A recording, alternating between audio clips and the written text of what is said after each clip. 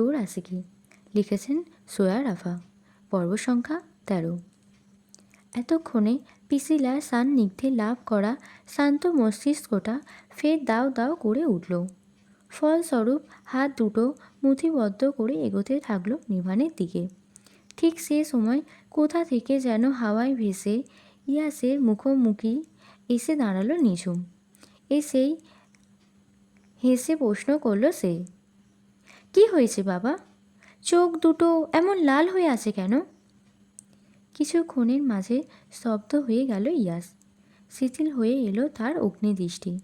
তৎক্ষণাৎ নিভানের দিক থেকে চোখ সরিয়ে তাকালো নিঝুমের দিকে। ততক্ষণে পিসিলাও এসে দাঁড়িয়েছে ইয়াসের পিছনে। ওদের দুজনের চেহারায় একটা অস্বস্তি খেলা করছে, যা দৃষ্টি এড়ায়নি নিঝুমের। তাই তো একটু ভালোভাবে লক্ষ্য করে প্রশ্নটা করেই বসল নিঝুম, পিসিলা, কোনো সমস্যা মামুনি? তুমি এভাবে হাঁপাচ্ছ যে? কোনো কিছু দেখে ভয় পেয়েছিলে নাকি? বিপরীতে পিসিলাকে কোনো কিছু বলার ফুরসত দিল না ইয়াস। সামনে তাকিয়ে অতি সংক্ষিপ্ত বাক্যে বিদায় জানালো নিঝুমকে। একটা জরুরি কাজ পড়ে গেছে নিঝুম, আমাকে যেতে হবে এক্ষুনি, এই মুহূর্তে। সে কি, একটু আগেই তো এলে। কী রে নিভান, কি বলছে ওরা? নিঝুমের কপালে চিন্তার বলিরেখা। বিচলিত হয়ে ডেকে পাঠালো সে নিভানকে।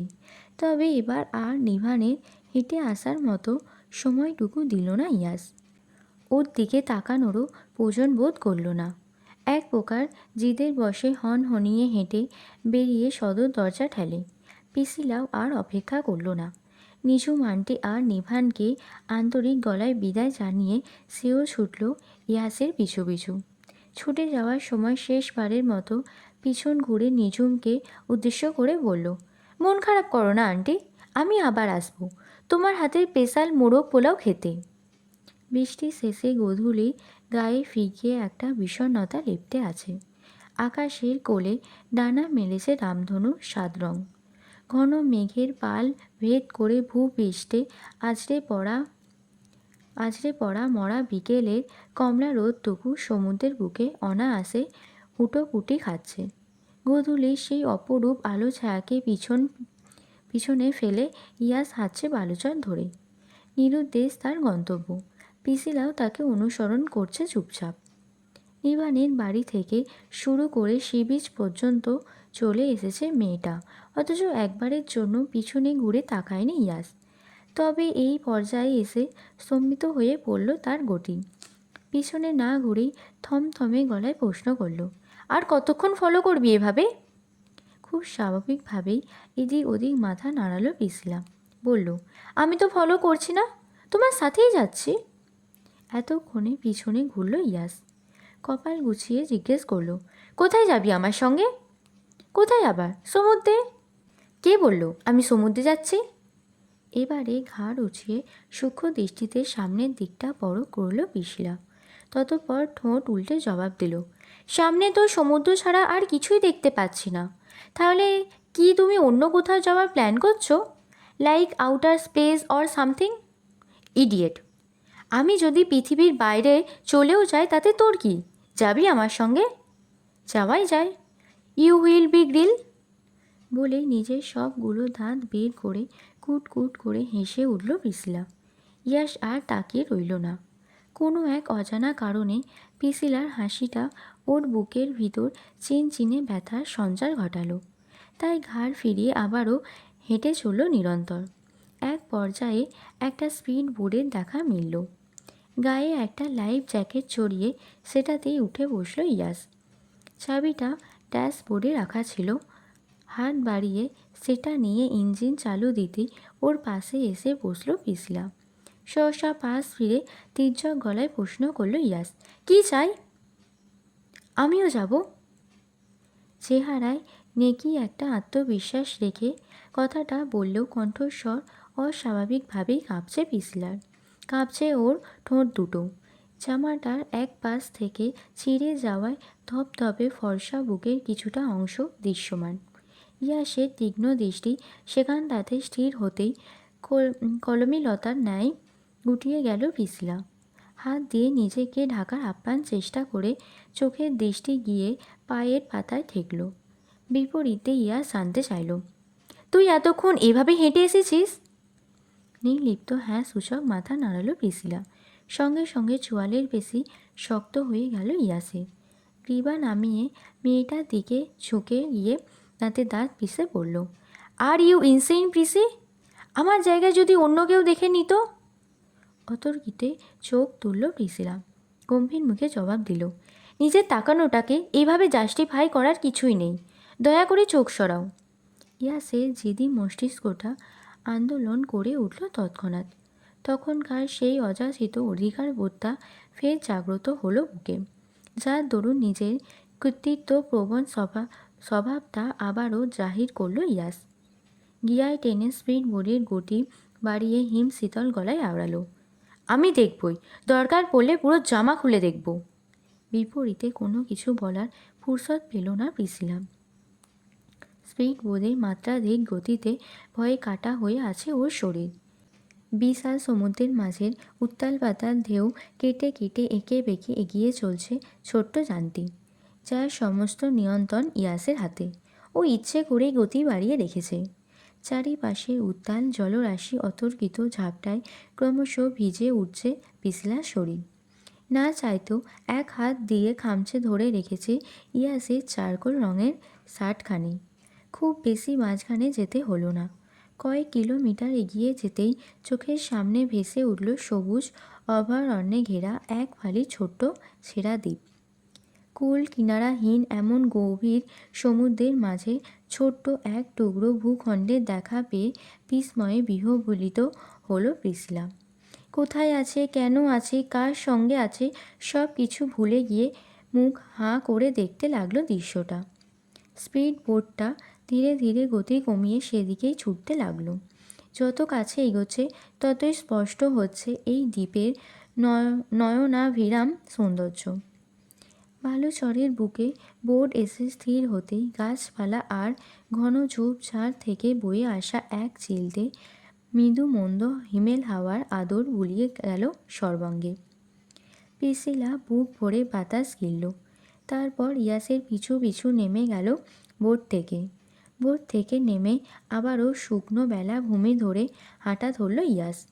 প্রিসিলা তখন আনন্দে আত্মহারা। শুকনো জমিনে পা ফেলতেই ভিতরের আড়ষ্ট ভাবটা উবে গেল কোথায়। সহসা ইয়াসকে পিছনে ফেলে তিরিং বিরিং করে চলতে লাগলো ও নিজেই।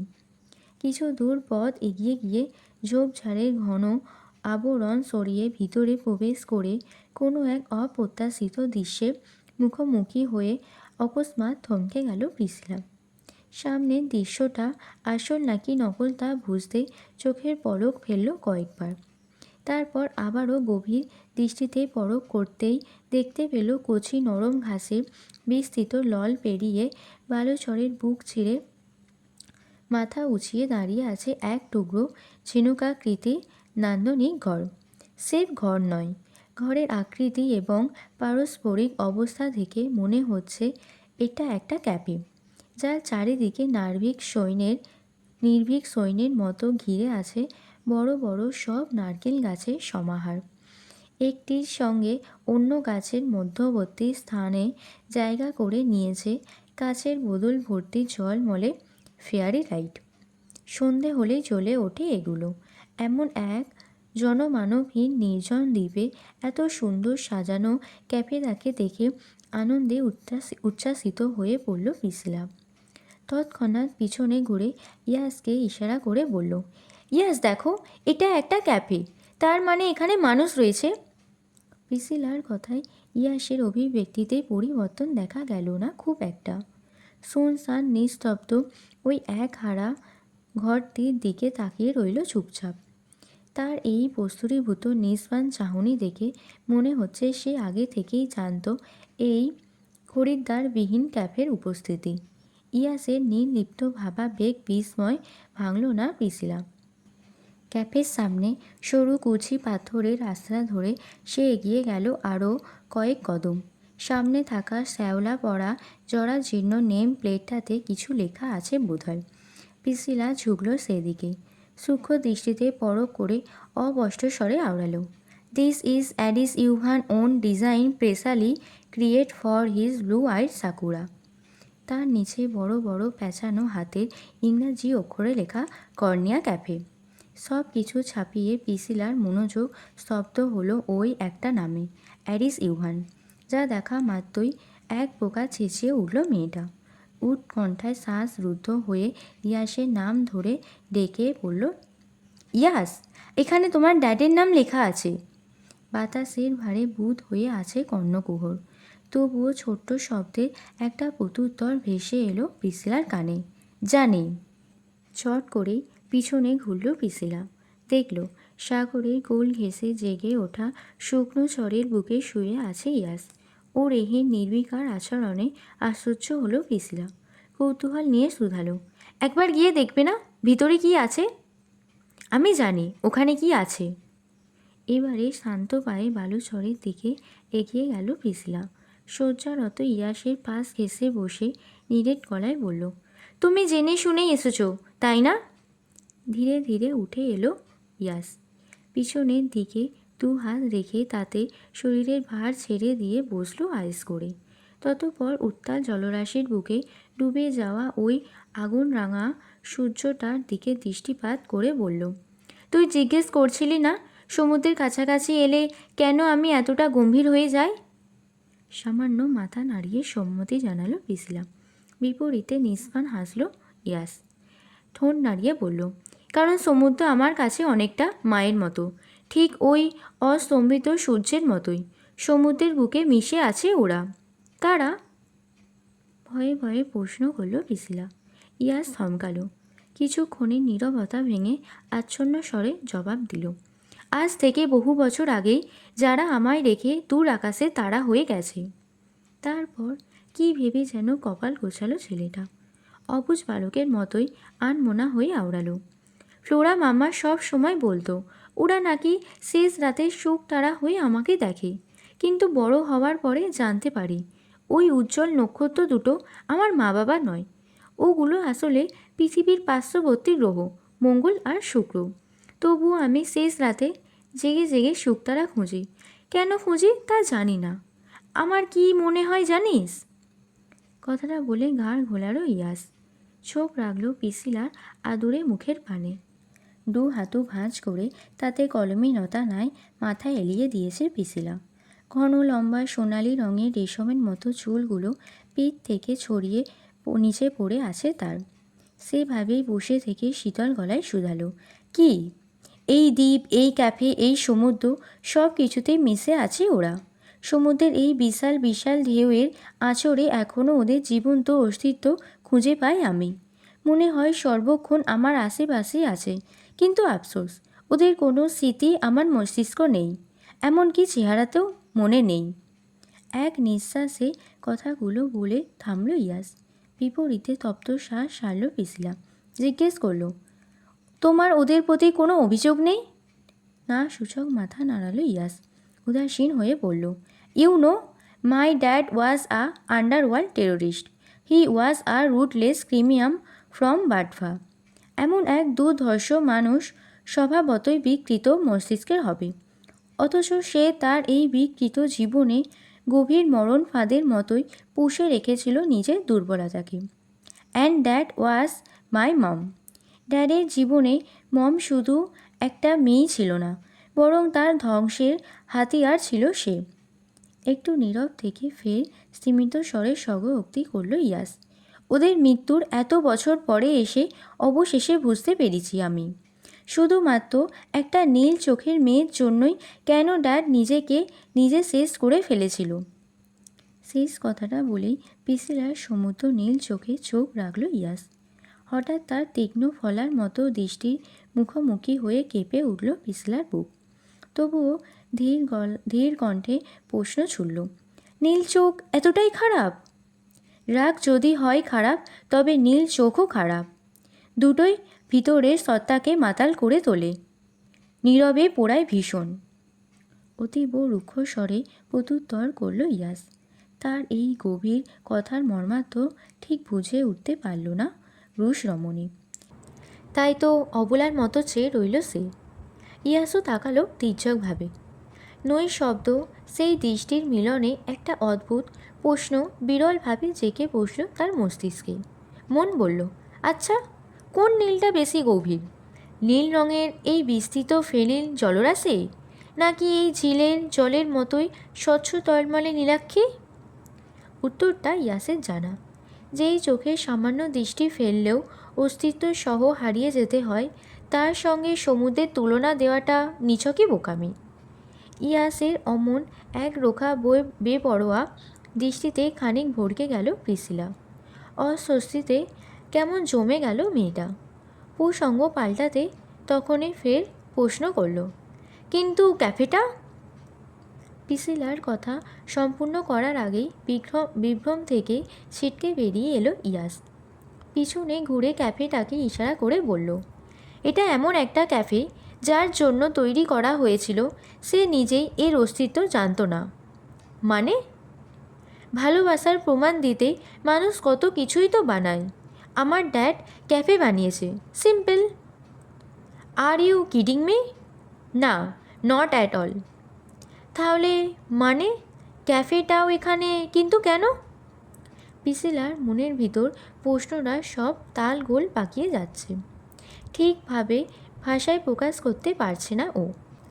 নয়তো রকচটা ইয়াস কী থেকে কী বলে ফেলে, সেই ভয়ে গুলিয়ে ফেলছে সব কৌতূহল। প্রিসিলা যখন আনমনে কথা সাজাতে ব্যস্ত, তখনই ভেসে এলো ইয়াসের সুগভীর হাসকি কণ্ঠস্বর। ওদের লাভ স্টোরি শুনলে তোর দুনিয়ার মানুষের ভালোবাসাকে খুব তুচ্ছ আর লোক দেখানো বলে মনে হবে প্রিসি। চট করে ঘুরে তাকালো প্রিসিলা। নিচু অথচ কম্পমান স্বরে শুধালো, তুমি কি আমায় শোনাবে ইয়াস? শর্ত আছে একটা। কি? এবারে প্রিসিলার দিকে পূর্ণ দৃষ্টিপাত করল ইয়াস। নিরুত্তাপ স্বরে শর্ত জুড়ে দিয়ে বলল, কাঁদতে পারবি না একদম। ইয়াসের কথা শুনে ফিক করে হেসে উঠল প্রিসিলা। উপহাস করে বলল, চিলবো, আমি এতটা ইমোশন নই। প্রিসিলা কাঁদছে, নিঃশব্দে ফুপিয়ে ফুপিয়ে কাঁদছে। কান্নার তোড়ে ক্ষণে ক্ষণে কেঁপে উঠছে তার সরু চিবুক। গোলাপি গাল রক্তিম হয়ে উঠেছে। দু হাঁটু ভাঁজ করে তাতে কলমি লতার মতন গা এলিয়ে ভেজা বালুচরের ওপর বসে আছে মেয়েটা। মাথা নুয়ে কাঁদার দরুন ওর কম্পমান শরীরে তীক্ষ্ণ ঝাঁকুনি স্পষ্ট দৃশ্যমান। রাজকুমারীর মতো দেখতে হাঁটু সম ঈশ্বর সোনালি চুলগুলো সমুদ্রাগত বাতাসে এলোমেলো হয়ে উঠছে। তার উড়ো চুলে সুমিষ্ট ঘ্রাণ ক্রমশ ইয়াসের নাকে এসে লাগছে। প্রিসিলার থেকে খানিকটা দূরেই বিরস মুখে বসে আছে সে। মাথা ভর্তি এক ঝাঁক সিল্কি কালো চুল আর উন্নত নাসার সুদর্শন যুবক সে। দৃষ্টিতে অমোঘ আকর্ষণ। কালচে বাদামি ওষ্ঠজোড়া আবেশিত করে রেখেছে দুটো চকচকে ধাতব পিয়ার্সিং। থুতনিতে সামান্য ঢেউ, ঠিক তার মাঝখানে কুচকুচে কালো তিলক। গম্ভীর ধারালো চেহারা জুড়ে প্রাচুর্যের অহং। যেন এক অমানিসা রাজপুত্র সে। লাগামহীন অবাধ্য বেপরোয়া ছন্নসারা এক অস্তিত্ব। রোদে তেজ দীপ্ত রোশনায় কোমল হয়ে এসেছে। মরা বিকেলে শেষ প্রহরে সাগরের বুকে ঝোড়ো ঝোড়ো রং ছড়িয়ে পশ্চিমে হেলে পড়েছে সূর্যরাজ। রক্তিম হয়ে উঠেছে দিগন্ত।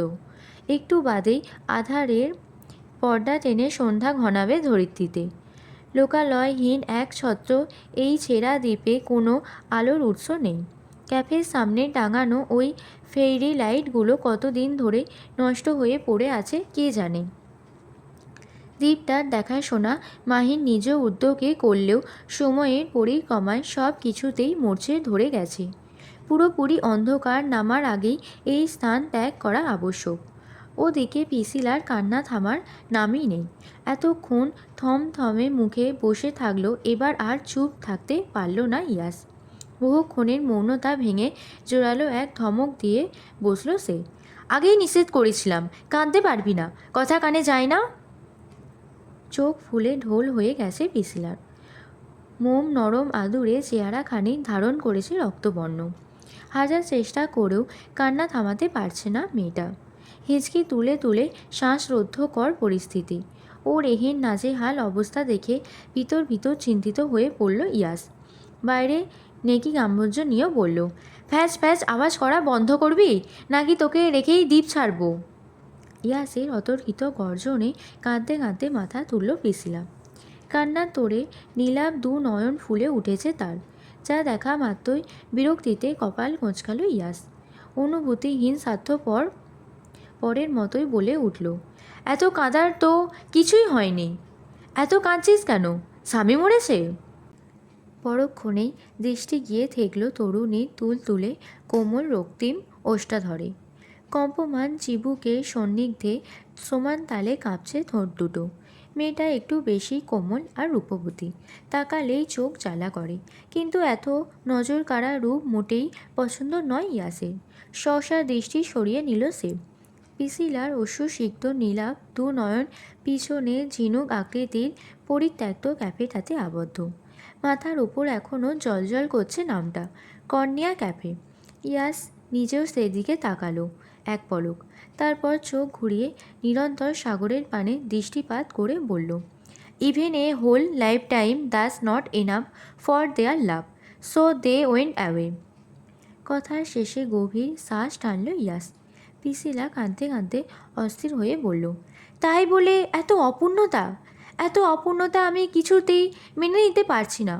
কষ্ট হচ্ছে আমার ইয়াস। গন্ধরত পিসিলার দিকে পূর্ণ দৃষ্টিপাত নিক্ষেপ করল ইয়াস। জীবনে প্রথমবারের মতো ওর কথার সোজা সাপটা উত্তর দিয়ে বলল, কে বলে পূর্ণতা? ড্যাড আর মাম্মার ভালোবাসা নিখাত পরিপূর্ণ। অপূর্ণ হলে নিশ্চয়ই আমি এক্সিট করতাম না। তুমি কিভাবে এত সহজে বলে দিচ্ছ? Time hills everything. ইয়াসের কণ্ঠস্বর নিষ্ক্রিয় শোনালো। মিথ্যে, টাইম হিলস নাথিং। নয়তো আজ এখনও এই স্থানে কর্নিয়া ক্যাফের অস্তিত্ব থাকতো না, আর না তো সব কিছু ছেড়ে তুমি এখানে ছুটে আসতে।